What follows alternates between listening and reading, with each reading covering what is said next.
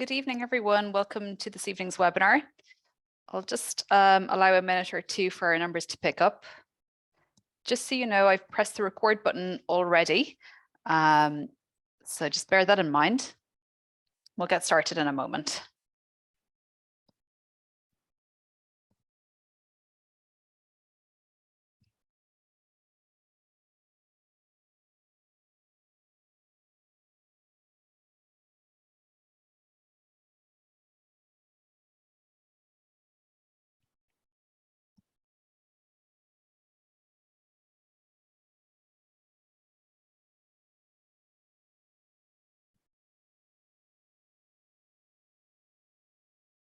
Thanks, Audrey.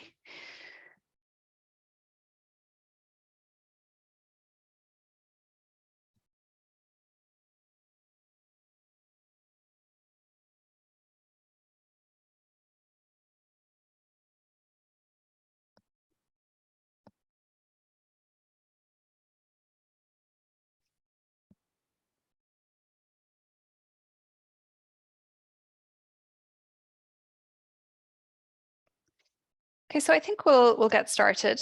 You're all very welcome to this evening's webinar.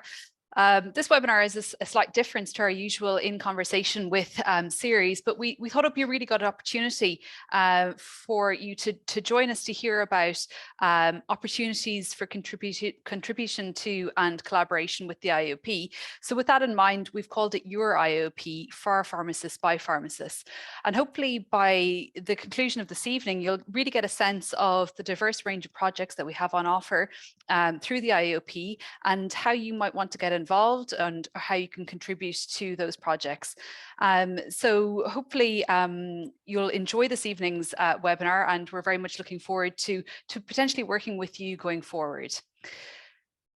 Audrey, if you wouldn't mind moving on the slides, that'd be great. Thank you. Thanks very much. So just in terms of domestics, I'm sure you're all well versed on webinars at this stage, but just as a reminder, we would appreciate if you could keep your microphones muted, but we do love to see your faces. So if you want to keep your camera on, you're very welcome to do so. We are recording this evening's webinar and it will be posted to our website after the event.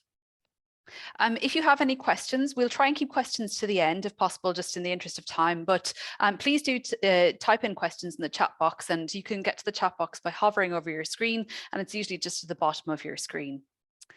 We'll share a feedback survey as well towards the end of the webinar, and also within that survey will be an opportunity for you to express any interest in becoming involved in any of our projects or initiatives with the IIOP as well. If you're having any IT issues or difficulties, just usually log out and log back in. Usually works quite well, but we also have a colleague, Audrey, from the IIOP sitting here in the background as well, if you have any particular questions. And if you're having any issues, just type into the chat box and she can try to help you.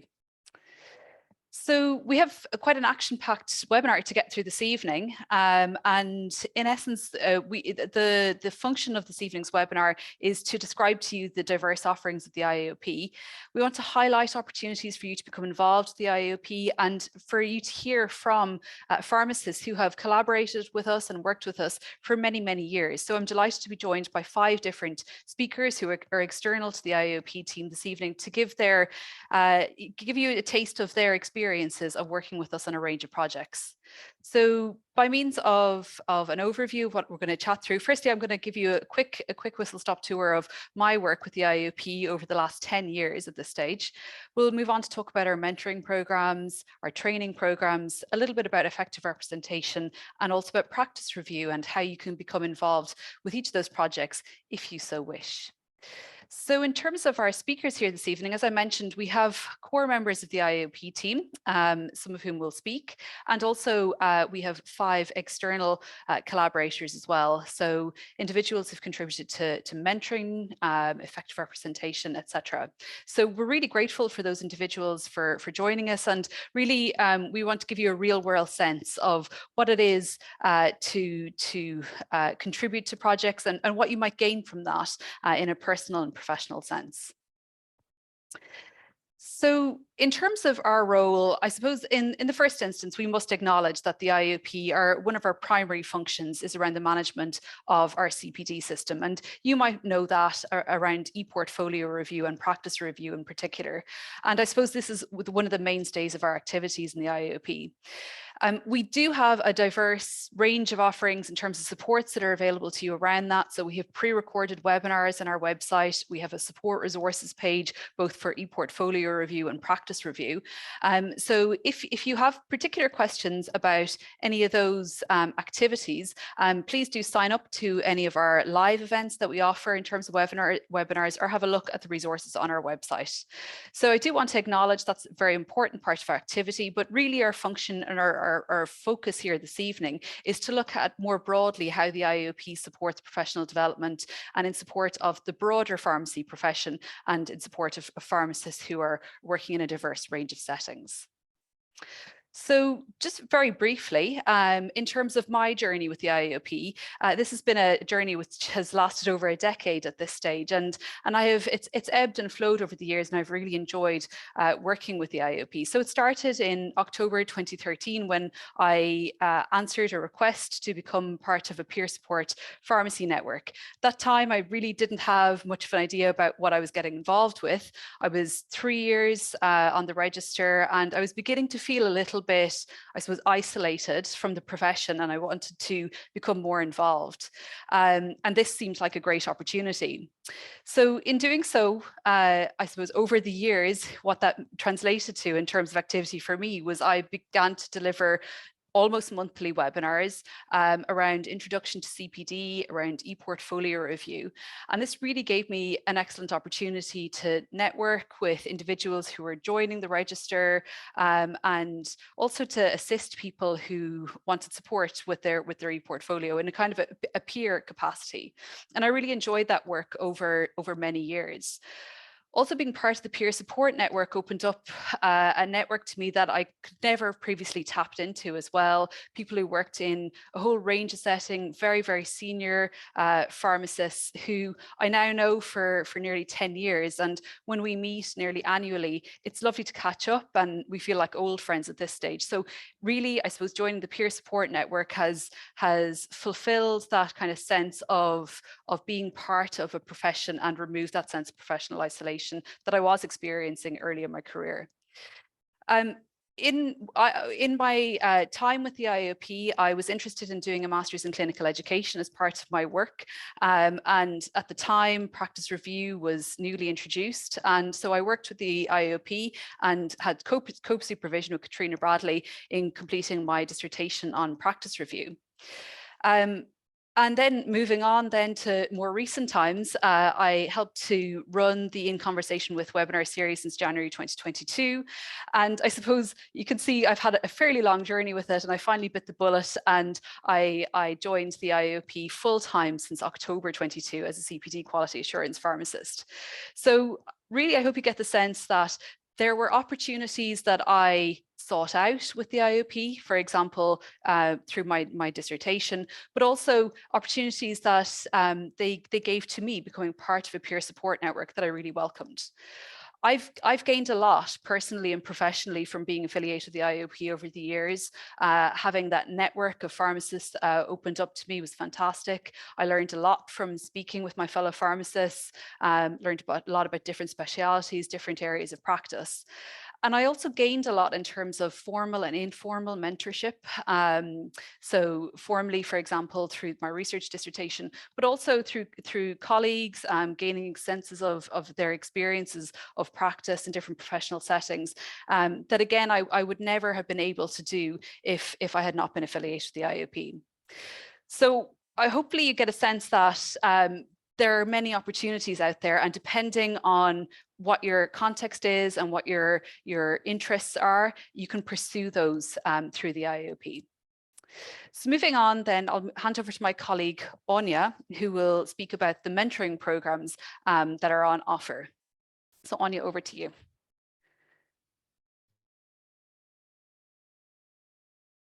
Thanks, Mary-Claire. So hi everyone, I'm Áine and I'm one of the pharmacists working here in the IIOP. So this evening I want to introduce you to our mentoring programme. We've just closed out our third iteration of the programme, and to date, over 100 pharmacists have been involved. The programme is for pharmacists by pharmacists, so it offers an opportunity to be paired with another pharmacist and then have a dedicated time and space with somebody who understands the context of your practice, the challenges you're facing, but also the opportunities that exist. So the aim is to empower pharmacists to take control of their professional development and to realise the benefits of reflective practice. You'll see there's some testimonials there on screen from pharmacists who volunteered their time as mentors in the programme. As you can see, they found it to be really rewarding. In particular, it highlights the benefits that exist to mentors in such a programme. So people often think that mentoring offers learning and development to mentees only.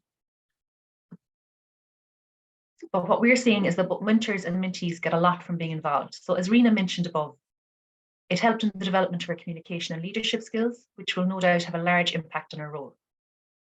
And the feedback consistently shows the value of expanding the pharmacy network and having an opportunity to meet people you otherwise might not. Our mentors undergo specific training, so if you're interested, keep an eye out because there will be another offering of our mentorship skills training for pharmacists in April. And next, you're going to have an opportunity to hear from some people who've been involved in the programme. So now I'm going to hand you over to David. Next slide, please. I'm going to hand you over to David, and he's a drug product digital leader, and he's going to speak to you about his experience as a mentor in our most recent programme.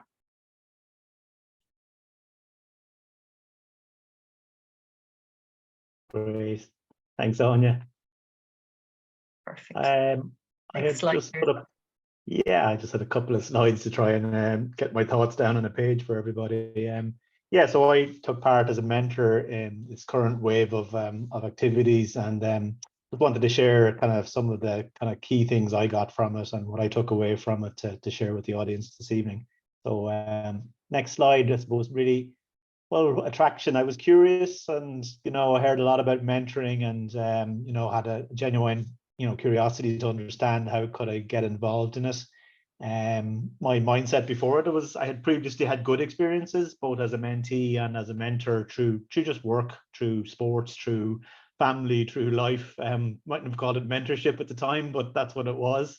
And genuinely, as I say, I had a good experience, so I wanted to get a little bit more involved in it. I kind of knew the theory, and had read all the sort of, the concepts and what it was about, but nothing beats just doing it and jumping in. So the fact that it was an opportunity to do something practical and real was attractive to me in terms of getting into on the program. And again, if I was coming in with an objective for myself as a mentor, I kind of really wanted to practice my empathy listening skills. You kind of had, I had a tendency to kind of finish people's sentences for them, or jump to the answer, or jump to pieces of the conversation I found more interesting. So I was kind of trying to get a little bit more balance back in just learning to listen, and I saw the mentorship program as a good way of maybe giving me some skill and some practice in that area. Okay, next slide. The as I reflect back, what was it like now that you kind of did it and went through the experience? And the analogy I probably have here is a bit like having a running buddy. It was like every couple of weeks, myself and my mentee got together, and it was like a sort of an opportunity to go running. It was the analogy I have here. We certainly kind of had a couple of goals in mind, which helped big time in terms of just anchoring some of the conversations and avoided becoming just a wandering chat. We did that too, but we kind of were able to kind of say, no, the mentee had specific things they wanted to get out of the conversation, get out of the sessions, so that was really helpful. Honestly, it wasn't as hard as we thought it was going to be. Obviously, there was a wee bit of nervousness and a bit of jitterness and writing with the wrong hand kind of feeling. But we just started chatting and talking and getting to know each other, and all of a sudden you're walking and now you're running. And again, we got comfortable in terms of a relationship of being able to change the pace or change the focus, but without losing sight of the end game. Definitely got mentally fitter. Just again, having the ability to hear from somebody else and share experiences. There's something empowering about that. You don't feel like you're alone. And they said it was good to be able to do that. We certainly had a good, tour around the world of pharmacy. I'm in industry, my mentee was in community, so we were able to swap different perspectives as pharmacists in different practice areas. And we're Irish, of course. We had fun, had a bit of crack along the way, and a few jokes just to, as I say, keep ourselves sane. So I think my last slide is kind of more kind of throwing it back to people who can ask me, you're probably going, really mentoring? I don't know, sounds tough. Maybe should I give it a go? Maybe. My kind of thoughts on it, in terms of what I took from it was, maybe there's a soft skill you'd like to sharpen up on. Is there something there in coaching, role modeling, facilitating, leading the team? Is something there for you that you want to kind of, use the mentorship experience as a way of sharpening that skill? Mentees are brave people. They've put themselves forward for looking for help. So something in that for me that might, as I say, attract you in. You might go, God, somebody might need my help. And again, the materials are really good. I mean, it's very, there's all the theory is there, all the practical how to do stuff is in it. So I say it's well roadmapped, so it's not that big a leap in the end. And last but not least, the sense of paying it forward. Genuinely, as my mentee was asking me questions and poking my brain and asking me about stuff, it's amazing kind of what you accumulate over the years, in terms of the school of hard knocks and scars in the back and good experiences that, as people are interested in hearing your story, what they take from it, what they derive from it. So it was kind of a real eye-opener for me, just how much kind of experience you kind of built up on the QT or over the years. And again, I genuinely can say without fear of contradiction, you will learn something about yourself in terms of how you roll or how you impact or how you influence. And you'll probably find out something about the profession that you didn't already know through your mentee. So again, if those are kind of questions that help you maybe land on what do you think mentorship is for you, I hope that's of some help in terms of giving you my say speed dating perspective on mentorship. A positive experience. I'd highly recommend it. So happy to share my thoughts on it today. Thanks so much, David. That's a really encouraging perspective to have. Next now, we're going to hear from Mo. She has an MSc in clinical pharmacology and currently works as a supervising pharmacist in Dublin. And Mo is going to speak to you about her experience as a mentee in our pilot programme. So I'll hand over to you now, Mo.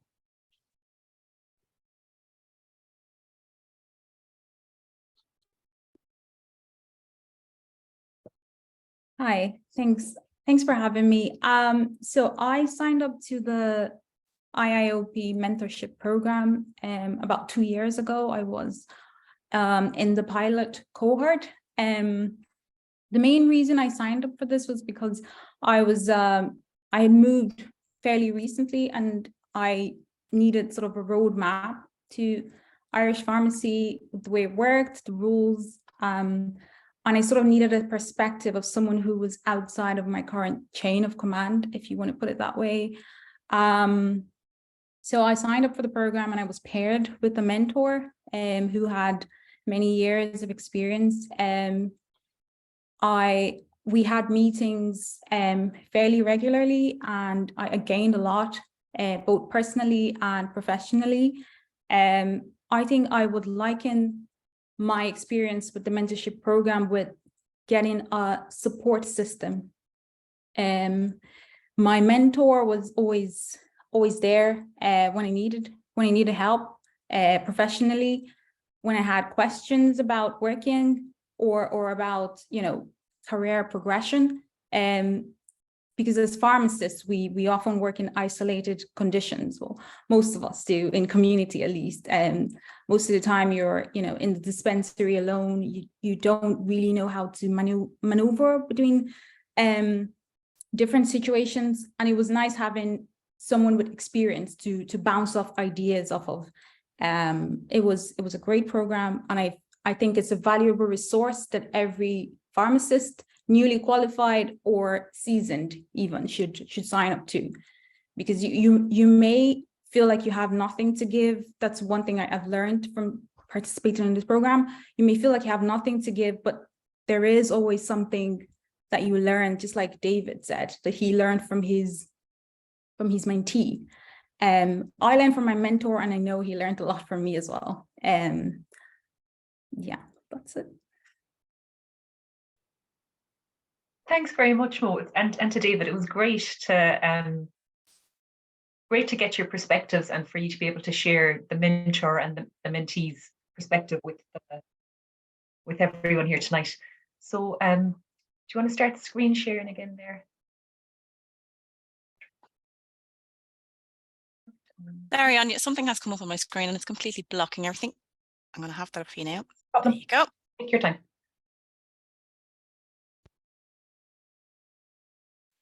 Perfect. And if you just go one back, I think. Lovely. Perfect. So now, last but not least, how to get involved. So if you are looking for a mentor, keep your eyes peeled. We'll be opening a mentoring program later this year, so you'll have an opportunity to apply for a spot.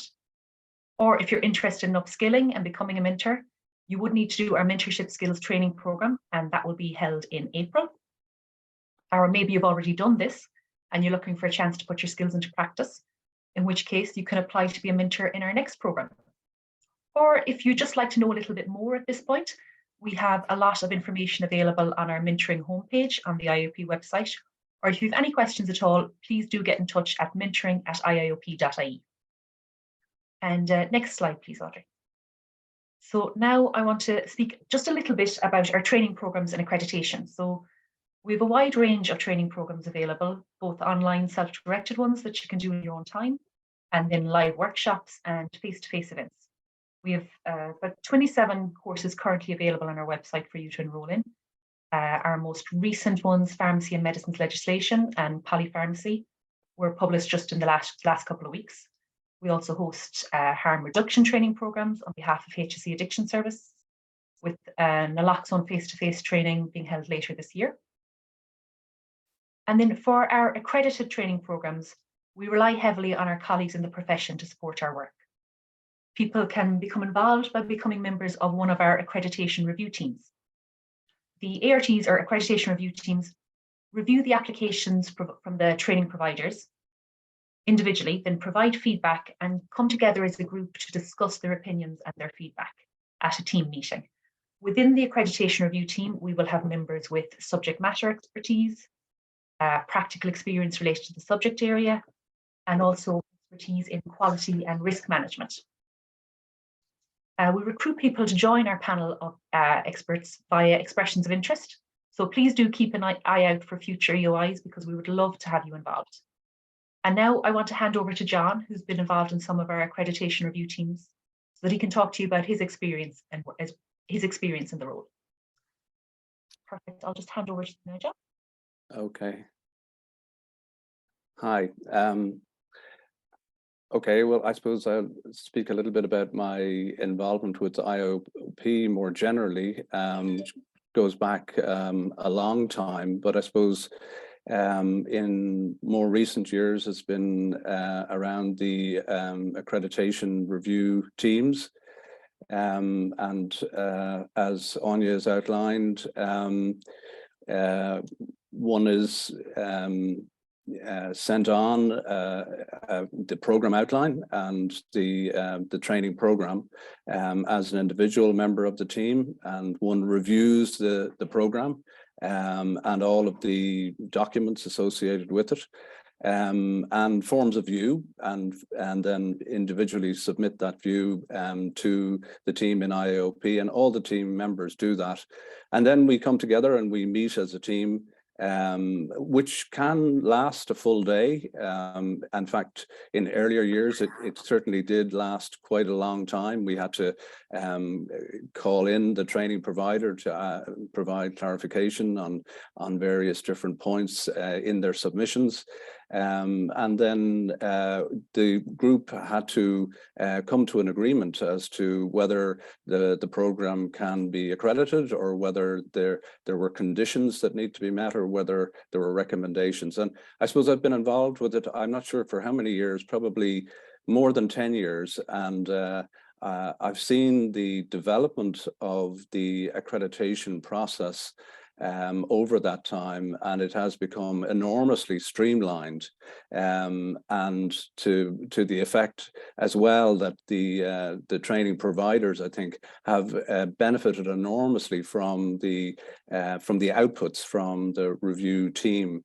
And at this stage, I think it's a fairly well-oiled machine, very well supported by members within IIOP over the years, including most recently Áine there has just spoken. So it is, I find, in my experience, it is very easy to engage in the program, and the IIOP team support the team members very ably, and then on the accreditation review team, you know, there are inputs from those outside the profession as well as those within the profession. So there is a good mix of skills and experience.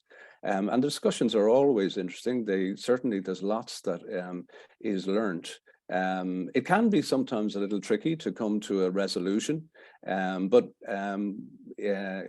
in all cases, we've succeeded in doing that. And I think, as I say, it's a process that works very well.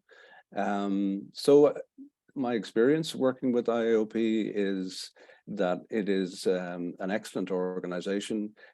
People are so skilled, so supportive, and any projects that I've been involved with, the ART or the mentorship steering group, or some years ago with the e-portfolio review, standard setting, have always been very professionally and competently managed, and I think the output from the IIOP, you know, is testament to those skills.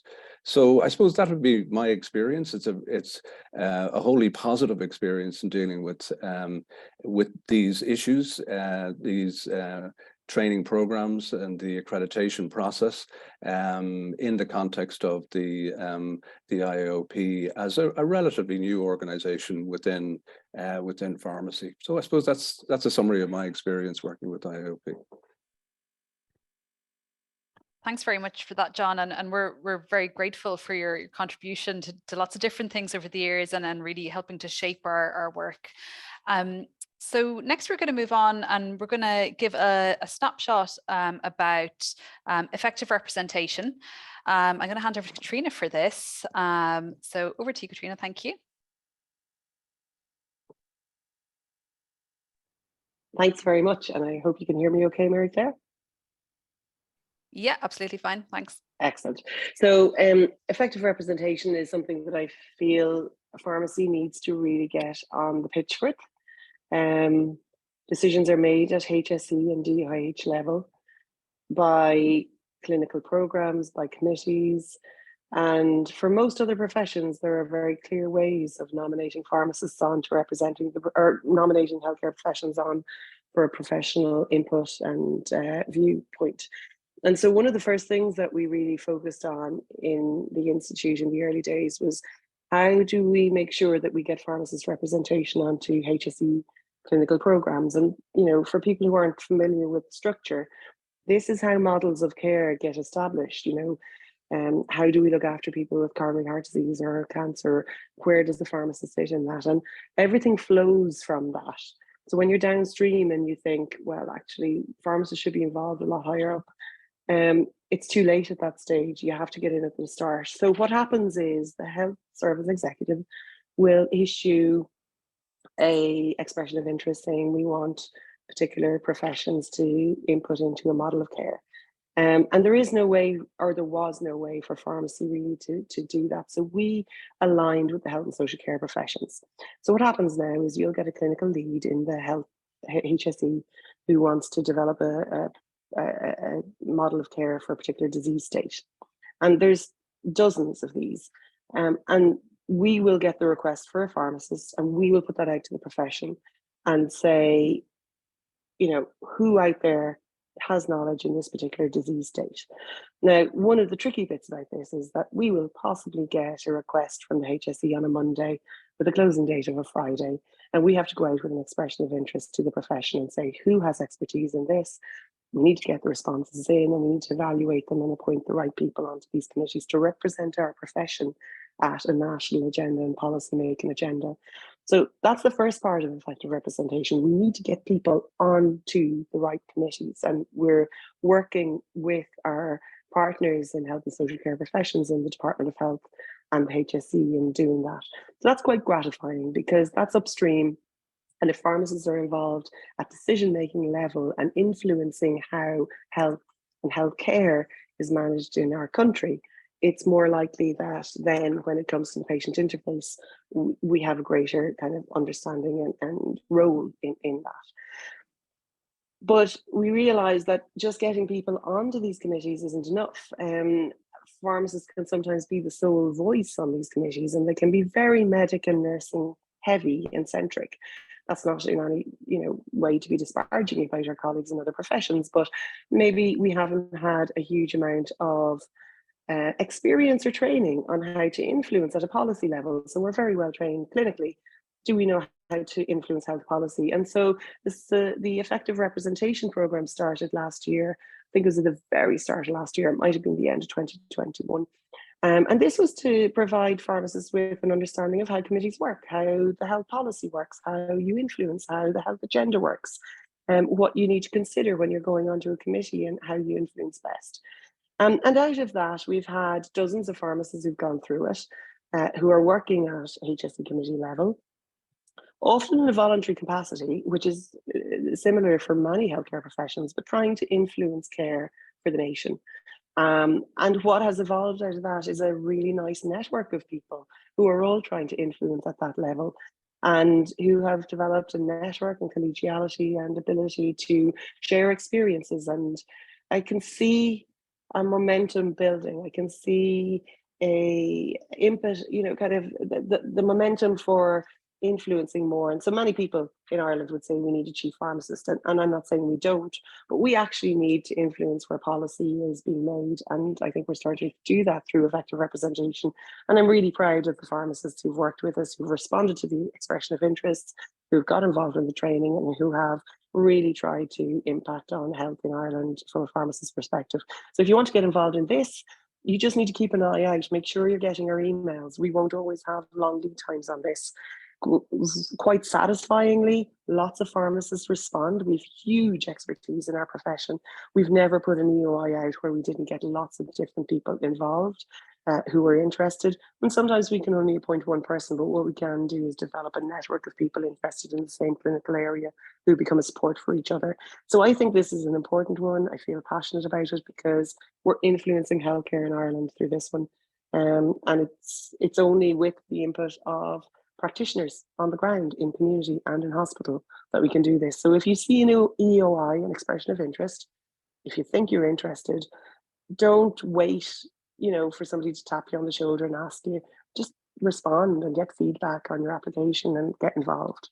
And I believe we have Dawn with us who has got involved in this for your program. So Dawn, I'll pass over to you.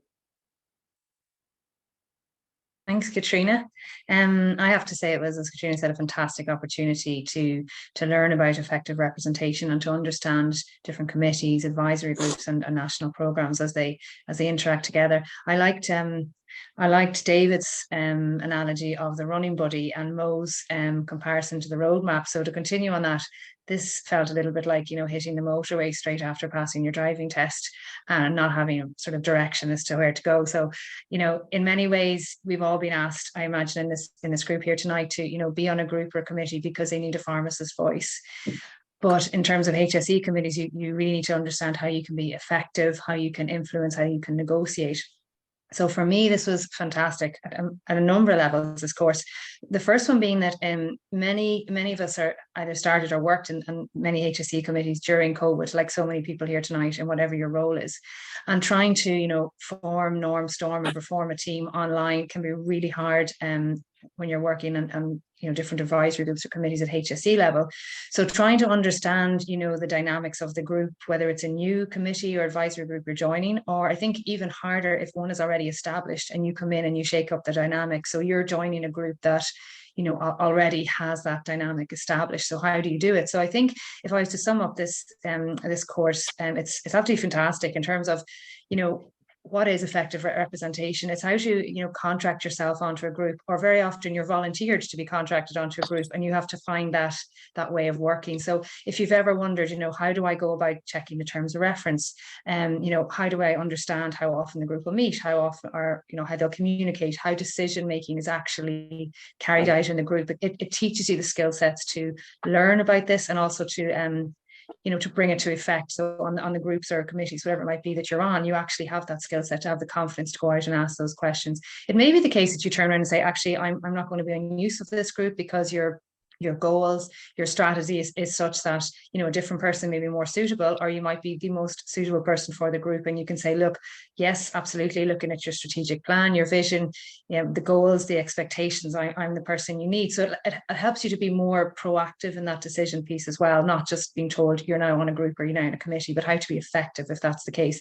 And sometimes it will be, necessary that you're sort of landed in that particular committee and it's where you need to be, but how do you actually affect that to influence change? So it's really exciting, but can be quite daunting as well. So this really, effective representation really equips you with many of the tools you need. And I think a lot of it is, as somebody alluded to earlier on, I think it was David talked about soft skills. Sometimes those soft skills have to get, really active, and you have to really be that voice. You get one chance, one shot at it, or maybe, to be in the committee for longer, but you really have to be effective in terms of how do you influence the people that are there as well.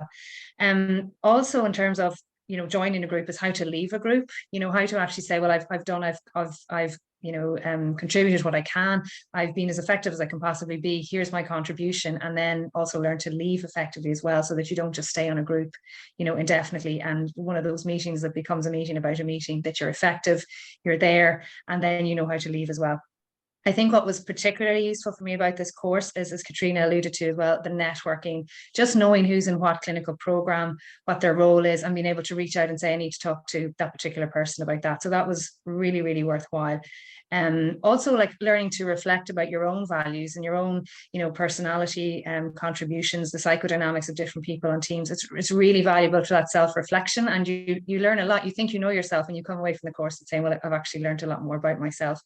And I think working in the various workshops and breakout groups and really mixing people up through different clinical programs or whatever their role might be in a HSE group, you really learn so much from each other, and you come away from every workshop having learned and taken a lesson with you. So for all those reasons, I just thought it was an absolutely fantastic course, and I can't thank the IIOP enough. And it's great to leave with the network, like I see people like Emily here tonight, to have that established network that you can reach out to and pick up the phone. So yeah, that was the big learning for me. So thanks to the IIOP.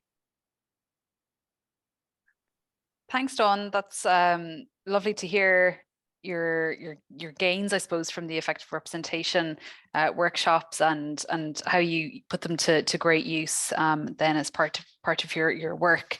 So next we're going to move on and have a look at our activities around practice review and the points at which you could become involved with us in the IIOP. So I'm going to hand over to my colleague Ailbhe. Hi everybody, thanks Mary Claire. So I'll just start with a really very brief introduction to practice review. Often we find that pharmacists can be unsure of the difference between e-portfolio review and practice review. So practice review itself is a face-to-face event that happens twice annually in Dublin, and it is designed to evaluate core competencies that deal with patient care, and it does this through a clinical knowledge review, which are multiple choice questions, and standardized pharmacy interactions, which are essentially simulated pharmacy cases. And pharmacists who practice in patient-facing roles are eligible for selection to participate in practice review. And really, that's the biggest overview that I can give you, because there's a really good dedicated practice review support section on the IIOP website. So if you do want to find out more, there's interactive guides, PDFs, and videos that you can check out there. This evening, we're delighted to be joined by Emily Kelly, who will be able to tell you about her involvement with practice review to date. It is a peer-led process, and peer pharmacists practicing in patient-facing roles have been involved since the very beginning. This slide here actually shows all of the components where pharmacists have been involved and where pharmacists can continue to have a role to play. So from the very beginning, pharmacists have been involved in blueprint development and standard development at the very outset from the pilot of practice review. And as you can see, there's been a lot of work done with like to thank these pharmacists for their contribution, and there's still plenty more places to get involved. Annually, we have pharmacists who practice in patient-facing roles. They're instrumental in the development and review of the questions and scenarios that are used in the clinical knowledge review and standardized pharmacy interaction components. And we have peer pharmacists involved in standard setting after each review. They're involved in quality assurance for each review, and also act as practice reviewers on the day of the event. Emily has experience across most of these areas, so I will hand over to her to tell you about this, as she's a really mine of useful information on it. Thank you, Emily.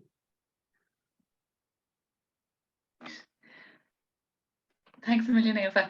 Hi, I'm Emily Kelly and I'm a community pharmacist, and I suppose my involvement with the IIOP started with practice review. When there was a pilot many years ago, the email came out and I volunteered to be part of the pilot for it. And then when the actual emails came, I thought, oh my God, what have I done? And I can't believe I volunteered for this. But it was a really positive experience. And as Ailbhe says, there's so many different parts of it that you can get involved with, whether it's writing MCQs or writing the scenarios. So there's so many different things that you can get involved with. And I suppose for me, everything I've done with the IIOP has been really, really positive, professionally and personally. As I was saying, seeing Dawn tonight, I said I bumped into Mo on the street last week and we had a fabulous talk about our work lives. And we wouldn't know each other only for the IIOP. I ended up nearly joining John and his wife for dinner another night. We bumped into each other in a restaurant. So personally and professionally, I've got so much from being involved in the IIOP.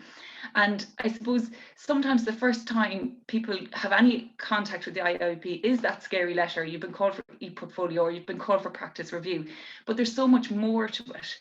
And there's so much more ways you can get involved. So I suppose what I want to say to you tonight is get involved. Just like the NICAD, just do it.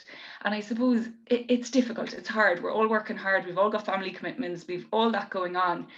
But it's very hard to give up your time. You have to be committed. You know, you maybe have to give up an evening, you have to give up a Saturday, you have to give up a day off, but what you'll get from it is so worth it. And I suppose what I've got from it really is energy, stimulation, I think a real support network. So I suppose you really meet people who understand you, who you can really talk about, like, oh God, this happened to me at work, or, you know, this isn't going well for me, or this is going really well for me and I'd love to move it even further. So you get a real genuine support network of people, and you really meet fabulous people. You can have lots of fun. So I'd really say to people, like, just get involved. And if you're not sure which part of it to get involved with, the team in the IIOP are so fantastic. They're so welcoming, they're so open. So ring up and say, listen, I was inspired by that webinar and I do want to get involved. This is what I like, this is what I'm good at, and they'll point you in the right direction, whether it is lots of those practice review sessions that are on, whether it's joining, like Catriona said, some of those expressions of interest to join committees, but they'll find the right thing for you and you'll definitely get more out of it than you surprised. You'll be surprised by what you get out of it, I suppose is what I want to say. And I know this might sound absolutely daft, but my mum lives alone, and recently the public health nurse visited her and she convinced her to join Age Action. And she's like had an absolute new lease of life. And so in her late 70s, you're seeing her making new friends, going to new events and going to things she might never have gone to. And for me, that's really what I would say the IIOP is like. It's like my Age Action for pharmacists in a way. But you really, and I know it sounds daft, but it's really like that support network, and the people is probably the most important thing you'll get from it. And that stimulation of, in workshops, testing your clinical knowledge, seeing things in a different way, meeting experts, meeting people who are so specialised in their area versus a community pharmacy who's a more generalist. So it really challenges you mentally, professionally, and personally. You get a lot from it. Thanks, Emily. That was lovely. That was very energising. Ailbhe, do you have any more you want to add in relation to practice review, or are you happy? No, as the slide is there, certainly we are always looking for pharmacists to get involved in those case writing workshops, which happen several times a year. We are looking for pharmacists that would like to be involved as practice reviewers as well. So I believe there's a survey that in the link at the end, and you can indicate your interest to be involved. There are lots of ways that it can happen. It may not necessarily, maybe you don't want to participate as a practice reviewer, but you're interested in writing MCQ questions and coming together to meet other pharmacists while you do that. So yeah, we'd love to hear from anybody who would be interested in getting involved. Thank you, Ailbhe, and thank you, Emily. That was really energizing, some of the things you said there, so thank you.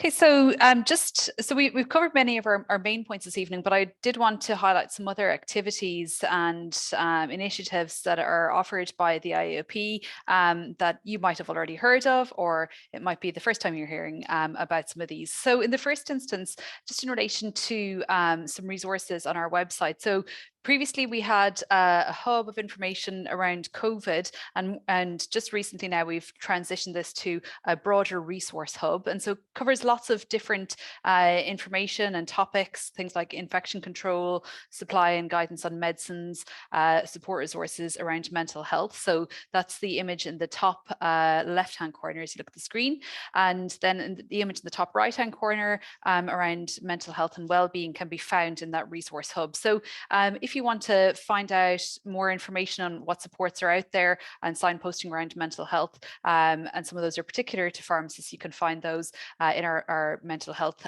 suite of resources, and they're on our website. Some other things that you might want to contribute to or get involved with, as you know, because you're attending this evening, our webinar series that runs every other Wednesday.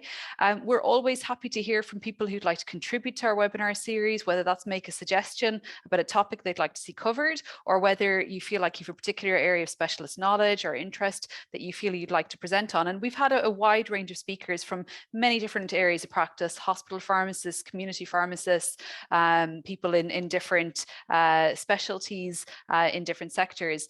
And I really enjoy that part of the In Conversation with webinar series, having, for example, community pharmacists come on and talk about a very particular topic. I can think of a topic last year around fertility, and you know that individual was able to offer very particular insights that were of interest to community pharmacists. So we are welcoming of everyone from every walk of life in pharmacy to contribute to that. And we'll signpost how you can get in touch with us if you like towards the end of the presentation this evening. Another aspect of our offering is something called PAMSnet. And this is a collaboration between the HSE Antimicrobial Resistant and Infection Control team and the IIOP. And this was launched in August 2022. And essentially, it's a network that supports pharmacists around promoting responsible antimicrobial use. You can sign up to PAMSnet through, again, the IIOP website. And it essentially creates a network of support for individuals around antimicrobial stewardship. And something else that was born, I suppose, of a suggestion from the profession during the height of COVID, when individuals were under a lot of pressure, was a suggestion that a podcast could be set up around the topic of resilience. There was a several, I think, 8 to 10 part series around talking to different pharmacists about different aspects of resilience and mental health. So you can access that through your usual platforms around podcasts. But again, more so it's to reflect to you how proactive we are in the IIOP in terms of responding to suggestions from the profession when we can act on these. And you know, we're always interested in responding to your needs in terms of what you tell us you need in terms of support. I suppose in terms of the next slide, to flag, if you do become involved with our projects or attending our events, it opens up a whole series of networks that perhaps previously you might not have been able or had access to potentially. So for example, we work with a whole range of bodies and institutions in the delivery of education programs, webinar series, and in other capacities as well. So again, it's not necessarily just the IIOP that you'll be connecting with by collaborating with us, but potentially a wider range of entities as well. So So to conclude then, in terms of the focus of the presentation this evening, hopefully from our external speakers this evening and from the team, you get a sense of some of the projects and initiatives that are on offer with the IIOP. And there are different ways of becoming involved. So we mentioned around expressions of interest, and to keep an eye out for those, and they can have a very quick turnaround time. But also we can have invitations in our newsletter. I suppose to ensure that you're receiving communications from us, for example, in our newsletter, if you log onto the website, go to the Keeping in Touch part of the tab and have a look down to make sure you're signed up and receiving that newsletter, so that when opportunities are available or something's on offer, that you're able to sign up to it. And as many of our speakers said, just sign up, give it a go. You'll find something perhaps that suits your skill set and suits your professional and your personal interests that you'll be able to work in with your work and your home life. And you're always very welcome to come along to online face-to-face events, make suggestions through feedback surveys as well. We always love to hear from the wider profession about what their thoughts on how we should be on the types of offerings we can make. So I suppose not to try and sum up maybe some of the positive things that our speakers said this evening, and my own reflections as well about why would I get involved? Certainly there is a huge benefit in terms of the professional development that you can gain, the skill set you can develop, whether that's a soft skill set or a hard skill set you can become by becoming involved in the different opportunities. There's a huge potential for expanding your network, and I love hearing those stories, and I have those stories myself of people I would just never have known without working with the IIOP. And I suppose those relationships get stronger and open up other opportunities for you in time as well. There's CPD opportunities, so whether you really just want to fulfill and think about your CPD needs and your own professional and learning needs, that they are satisfied by signing up to the various opportunities we have on offer, getting feedback from individuals, reducing professional isolation. And I think in this era where we're talking about resilience and pressures on workforce, professional isolation is a significant aspect of that. And I suppose one way to counteract that is becoming involved with a network, even if it's in quite a small way. And this is one network that is definitely open to you. And you can pick and choose how you engage with that network. And then exposure to different environments, different specialties, different kinds of people, roles that you didn't even know existed. And maybe you might be interested in cultivating a career in that direction as well. And I think the more you know about what's out there in the profession, the more you become aware of the opportunities that could be available to you. So just to conclude then, thank you to our speakers this evening. So thank you to David, to Mo, to John, to Dawn, and to Emily for your words. I think it's really brought to life some of the positive things that can be gained from collaborating with us, contributing to us, and we're always extremely grateful to our external collaborators, those pharmacists out there at the coalface who take the time out to contribute and to help shape the profession and shape professional development in Ireland. At this point, just to flag in terms of what's coming up in a few weeks' time, but we will pause for some questions and some thoughts in a moment. But we do have a webinar coming up on the 22nd of February, which is a Wednesday, and that's with Dr. Maria Migone, and she is a consultant child and adolescent psychiatrist with CAMS. And so obviously this is very topical and very of great interest in recent times. So hopefully you'll be able to join us for that webinar, and of course we will record it as well and put it on our website. So keep an eye out for our advertisement around that on Twitter, LinkedIn, and on Instagram. And in general, I suppose just speaking about the projects that we discussed this evening, if you're not already subscribed to our social media platforms, whichever one you use, it might be a good idea to do so, whichever works best for you, and you can see opportunities as they are advertised.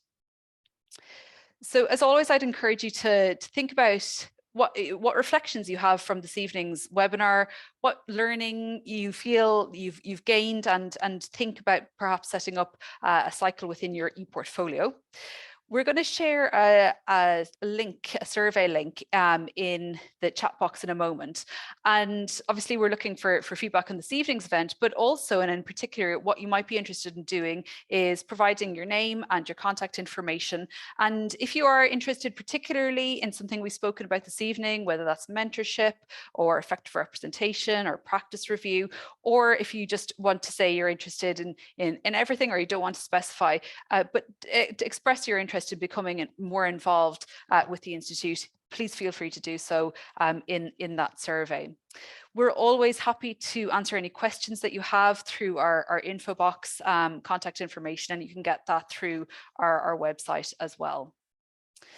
So I really hope that that has been helpful for you this evening, and maybe given you some information that you didn't already have about the kinds of work we do in the IIOP outside of practice review and ePortfolio and ePortfolio review, and that you might be interested in collaborating with us in the future. So thank you very much, and thank you to our speakers. So going to Catriona, I think you've raised your hands, and I'm keeping an eye on the chat box as well. Thank you. I have indeed, thanks. And it's lovely. Thank you to everybody again, echoing Mary Claire's sentiments there. It's just such a lovely thing to see all the different people who've contributed. It might be no harm though, Mary Claire, just to let people know some of these roles are paid and some aren't. So it's not that we're going out looking for volunteers. There's actually a recognition that this is work and time. And so I don't know if you can comment on, or even just provide some ideas. Some of the things are very much peer support and voluntary contributions, but some of them are actually paid roles as well. Yeah, so I can speak to some of my own experiences. So in terms of maybe webinars that we offer around information giving around introduction to CPD, ePortfolio review. So that kind of thing that might involve some work, preparation and time aside, you know, to deliver would certainly be remunerated roles. Ailbhe, I'm not sure, can you speak around practice review and some of that remuneration there, or perhaps what's voluntary? Yeah, no, it will be the same for practice review. The case workshops do take place over full days in Dublin, so we appreciate that it takes time for people to come, and it is a day's work and expertise. So again, those will be remunerated roles. Likewise goes for practice reviewers. But I think there's a lovely sense of collegiality at those days as well.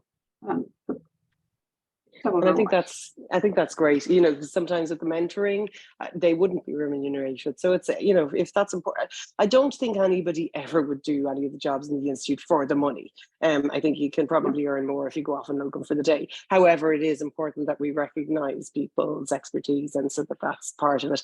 And also that we provide the training that's necessary to do some of these roles. So we don't expect people to come in knowing how to write exam questions or practice review questions or review portfolios, but we will provide the training necessary as well. So I think it's a great way. I spoke at the last practice, I went to the last practice review day just to meet with people, and one of the pharmacists just said to me, "This is how I prevent my burnout. This is what I do to keep myself interested." And I just thought that was actually quite a smart way of managing their energy. So yeah, thank you to everybody. I think it's been a good all-round insight into what we do. Thank you, Catriona. I didn't spot any questions coming in the chat box. Hopefully you found this evening helpful though. And if anything, if you do want to ask us a question, please do drop us an email in our info box and we'll happily get back to you. You know, I think the enthusiasm of our speakers this evening and the diversity of their backgrounds can give you the reassurance that, you know, you can have many different skill sets, come from different walks of life, and there's a place for you to contribute. So don't feel any sense of imposter syndrome. You know, you will be able to contribute in some area, and it's a case of finding your sweet spot and working with that, I think. So thank you to all for our lovely comments that have come in there. That's great. It's very kind of you. Okay, I think unless any of our speakers have anything final comments that they want to add before we finish.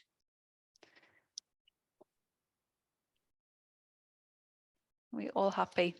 So That's great. Thank you to our external speakers again for taking the time out to come along this evening. We're extremely grateful for that and for your contributions over the years, and hopefully in the years to come as well. And also thank you to the IIOP team as well for your continuing hard work on the different projects. So we'll conclude our webinar there and bid you all good night. Okay. Thank you very much, everyone.